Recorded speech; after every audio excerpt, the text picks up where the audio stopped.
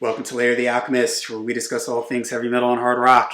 On today's episode, remixes. Are they going to be the next big thing? What got me thinking about this was we just had the remix of the Dio Holy Diver album, and just recently a remix of Pink Floyd's Animal has just come out, and I'm starting to see this more and more, and it's got me thinking, is this going to be the next thing, the next way for them to resell us the same albums that we've already bought 20 times already? Now, there is a difference between a remix and a remaster. Link in the description to a video I did on explaining the difference between those two. To summarize very quickly, a remix is where you can actually go in and change the levels of the instruments, change the tones of the instruments. A remaster is just sort of a general EQing of the overall sound of the album. Think of it this way, it's like a picture. It's like taking a picture that's already a remix is like taking a picture and then adding filters to it afterwards. A remaster is like retaking the picture, going in, telling somebody to wear a different color jacket, moving people around, changing the lighting in the room. But check out that video that I did for a more in-depth discussion on that.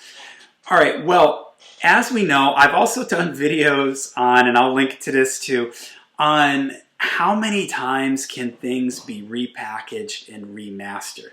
I mean, I think about Black Sabbath and their album Paranoid. How many times has that been remastered, deluxe edition, the super deluxe box set? And I really think that we're reaching a point with this stuff where, one, people are getting tired of it and they don't want to have to keep, they don't want to or refuse to re-buy the same album over and over again. So and they've exhausted, I think, a lot of bands have exhausted the bonus tracks, the outtakes, the live recordings that are in their vaults. You know, Black Sabbath with the deluxe editions, there's live shows in there, there's some outtakes and things like that.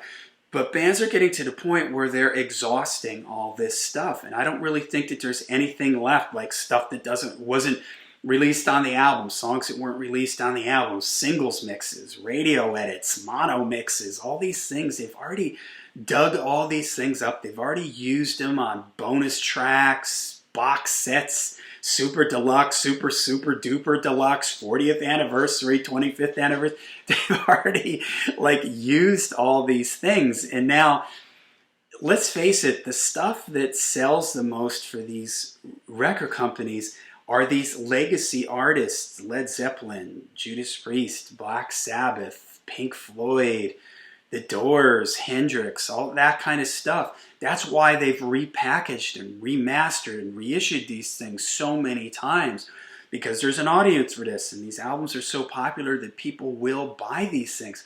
But I think it's reaching a point where there's just nowhere else for them to go. And I'm starting to think that, well, maybe the next thing is going to be remixes. You saw it with Jethro Tull, had Steve Wilson from Porcupine Tree come in and do remixes of like a big chunk of the Tull catalog. I think it's pretty much all this, late 60s, 70s stuff has had the Steve Wilson treatment. Sabbath did it with Technical Ecstasy. Steve Wilson, again, came in. He sort of seems to be the leader on this because he does a fantastic job. He came in and did a remix of a Technical Ecstasy. Holy Diver was just remixed. I mentioned Pink Floyd's Animals. And it's another way to get people that have already bought all these different versions, the box sets, the deluxe versions, the anniversaries. They've already bought all that stuff, and now this is another way to get these people to buy this album again.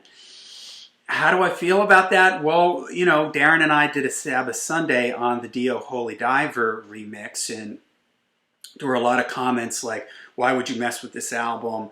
I already have it. I'm not going to buy it again. And I like the original mix.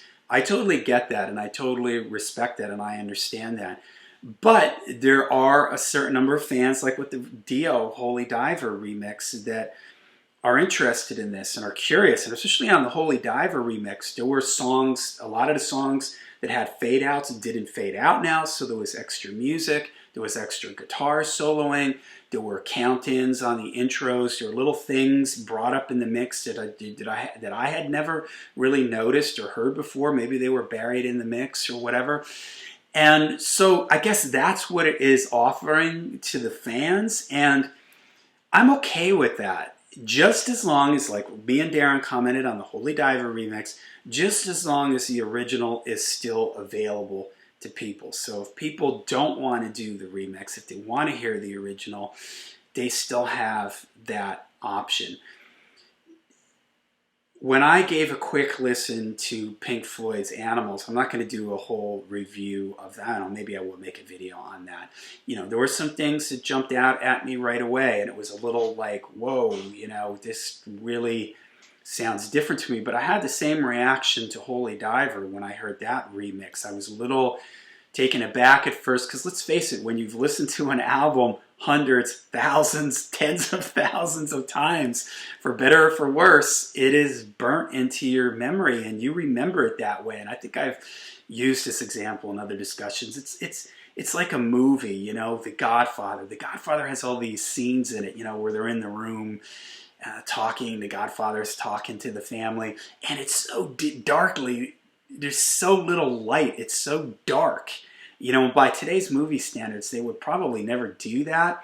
But if you all of a sudden brightened all that up, it would probably change the mood and the feel of the whole thing. So I get why people are cautious with these remixes, why they maybe don't even want to go there. You know, they're like, I have this, I'm fine with the original version. I don't even want to hear these remixes. But I really think it's going to be a thing. It's going to be the next thing, for the reasons I described earlier. They've already exhausted all the bonus tracks and outtakes and stuff, at least most of the bigger bands have.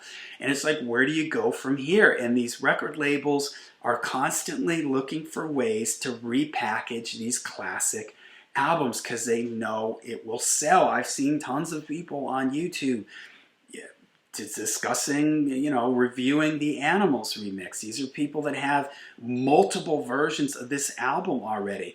And for some people like me, I've already given up on like the whole remastered thing. I'm like, I'm out with that kind of stuff. But remix, certain albums, certain bands, that may get me to go out and buy it again, like the Dio Holy Diver.